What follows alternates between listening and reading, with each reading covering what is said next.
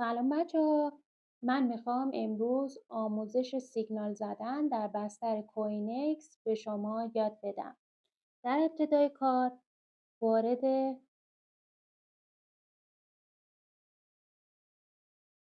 صرافی کوینکس میشیم. من الان وارد صرافی کوینکس شدم.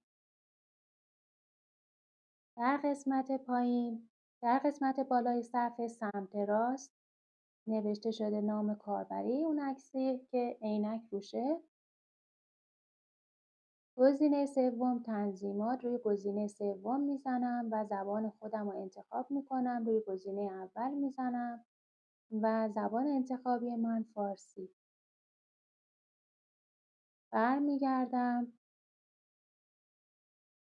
در قسمت پایین صفحه سمت راست نوشته شده خانه، گزینه دوم بازار، گزینه سوم اثبات که ارز اگر بخریم و نگه داریم، گزینه سوم فیوچرز که ما با این قسمت کار میکنیم و سیگنال میزنیم و گزینه آخر دارایی ها هستن و پولی که تبدیل به تتر کردیم اینجا ما میتونیم ببینیمش.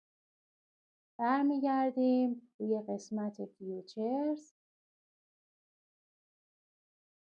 از قسمت بالا روی قسمت قرارداد خطی میزنیم. با قرارداد معکوس کاری نداریم، با قرارداد خطی کار داریم.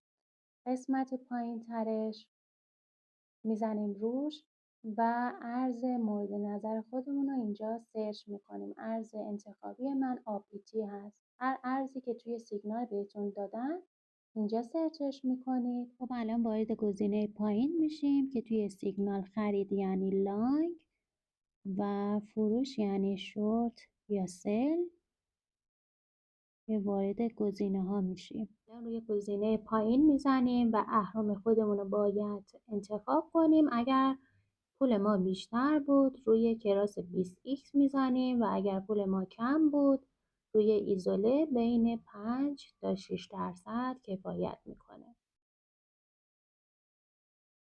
حالا تایید میزنیم، میریم قسمت بعدی. این قسمت فلش رو که میاریم جلو باید مقدار سرمایه‌ای که توی هر معامله وارد میکنیم اینجا تعیین کنیم که این فلش اگر پول ما بیشتر بود روی 10% میذاریم، ولی اگر پول ما کم بود روی 6 تا 7% کفایت میکنه.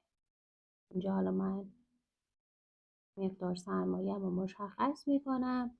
میخوام پوزیشنم رو باز کنم، میزنم یک بار روی عدد وسط سمت چپ 28806.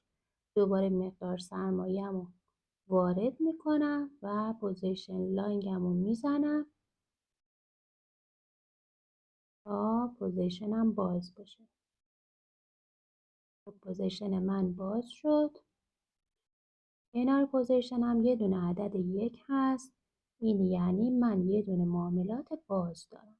کنارش سفارشات باز و تاریخچه سفارشات. قسمت پایینش حد سود و حد ضرر داریم که ما روی قسمت و بستن پوزیشن و بستن همه. توی قسمت حد سود و حد ضرر میزنیم. اینجا حد سود ما عدد کنار اینترای، عدد کنار تارگت 1 هست که عدد کنار 1 2 3 4 اون عدد کنار 1 میذاریم و حد ضرر ما استاپ آخر که به انگلیسی نوشته شده توی سیگنال آقای حسارکی اونو میذاریم و تایید میزنیم و دیگه دست نمیزنیم تا معامله ما به صورت خودکار خودش بسته بشه. حالا اگر خواستیم معامله‌مون رو ببندیم به هر دلیل روی بستن پوزیشن میزنیم و تایید میزنیم. اگر چند تا معامله باز شده هم داشتیم روی بستن همه میزنیم. خب حالا میخوایم تاریخچه‌مون ببینیم. روی پوزیشن میزنیم.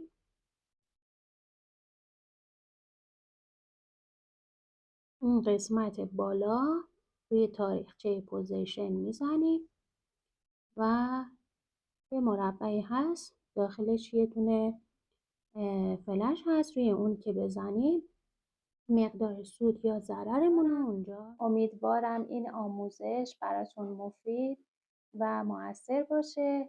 الله یارتون باشه. خدا نگهدار.